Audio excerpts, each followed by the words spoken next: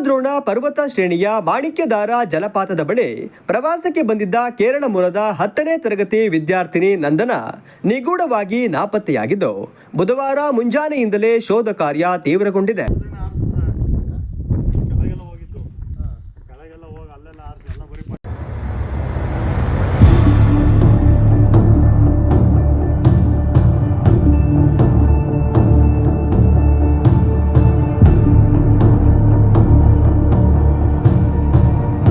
ಕೇರಳದ ಪಾಲಕ್ಕಾಡ್ನಿಂದ ಸುಮಾರು 20 ಜನರ ತಂಡದೊಂದಿಗೆ ಆಗಮಿಸಿದ್ದ ಈ ಬಾಲಕಿ ಮಂಗಳವಾರ ಸಂಜೆ 5:20ರ ಸುಮಾರಿಗೆ ಕುಟುಂಬಸ್ಥರೊಂದಿಗೆ ಜಲಪಾತ ವೀಕ್ಷಿಸುತ್ತಿದ್ದಾಗ ಇದ್ದಕ್ಕಿದ್ದಂತೆ ನಾಪತ್ತೆಯಾಗಿದ್ದಾಳೆ.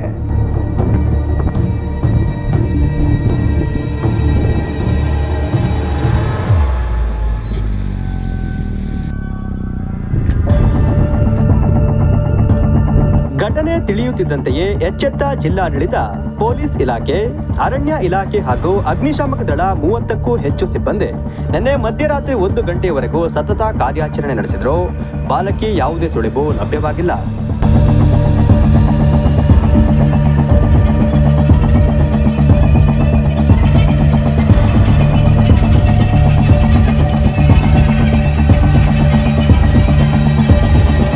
ದಟ್ಟವಾದ ಅರಣ್ಯ, ಕಡಿದಾದ ಬೆಟ್ಟಗುಡ್ಡಗಳು ಹಾಗೂ ಮಂಜು ಮುಸುಕಿದ ವಾತಾವರಣವು ಶೋಧ ಕಾರ್ಯಕ್ಕೆ ದೊಡ್ಡ ಸವಾಲಾಗಿ ಪರಿಣಮಿಸಿತು. ಪಶ್ಚಿಮ ಘಟ್ಟಗಳ ಈ ಪ್ರದೇಶದಲ್ಲಿ ಕತ್ತಲು ಆವರಿಸಿದ್ದರಿಂದ ರಾತ್ರಿ ಕಾರ್ಯಾಚರಣೆಯನ್ನ ತಾತ್ಕಾಲಿಕವಾಗಿ ಸ್ಥಗಿತಗೊಳಿಸಲಾಗಿತ್ತು.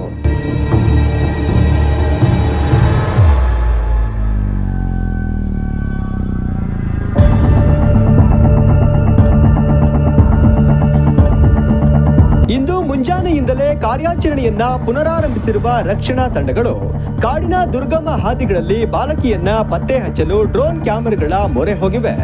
ಚಿಕ್ಕಮಗಳೂರು ಗ್ರಾಮಾಂತರ ಪೊಲೀಸ್ ಠಾಣಾ ವ್ಯಾಪ್ತಿಯಲ್ಲಿ ಘಟನೆ ನಡೆದಿದ್ದು ಪ್ರವಾಸಿ ತಾಣದಲ್ಲಿ ಬಾಲಕಿ ನಾಪತ್ತೆಯಾಗಿರುವುದು ಆತಂಕ ಮೂಡಿಸಿದೆ. ಸದ್ಯ ಸ್ಥಳೀಯರ ಸಹಕಾರದೊಂದಿಗೆ ತೀವ್ರ ಹುಡುಕಾಟ ಮುಂದುವರೆದಿದ್ದು ನಾಪತ್ತೆಯಾದ ನಂದಾಳ ಕುಟುಂಬಸ್ಥರಲ್ಲಿ ಆತಂಕ ಸೃಷ್ಟಿಸಿದೆ.